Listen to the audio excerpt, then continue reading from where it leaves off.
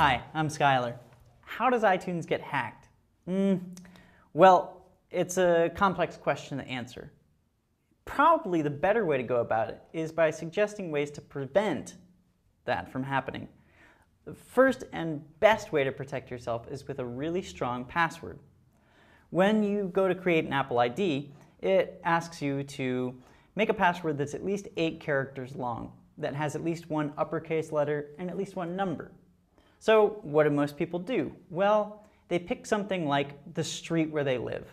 So let's punch that into Wolfram Alpha to test the password strength of the street where I live and a number.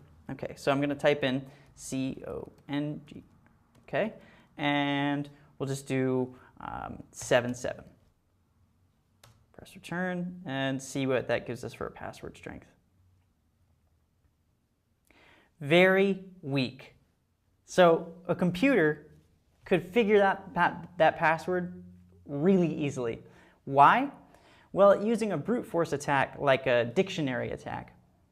Basically, it takes every word in the dictionary and throws it at the password. So if your password is a word that's in the dictionary, it means it'll come up and it'll be relatively easy to crack. Now, how do you protect yourself against that? Well, check this out.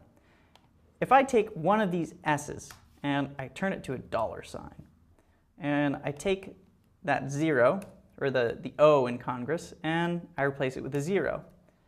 Now, what looks like Congress to me does not look like the word Congress to a computer.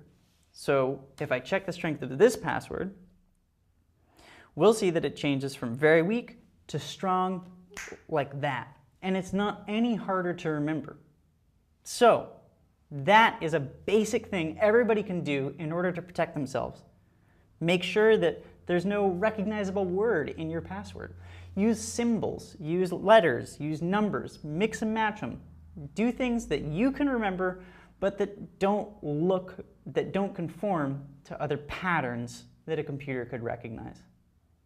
Those are two things. That's one thing you can do. Second thing you could do that is also really effective and that Apple just released or introduced recently is two-stage verification.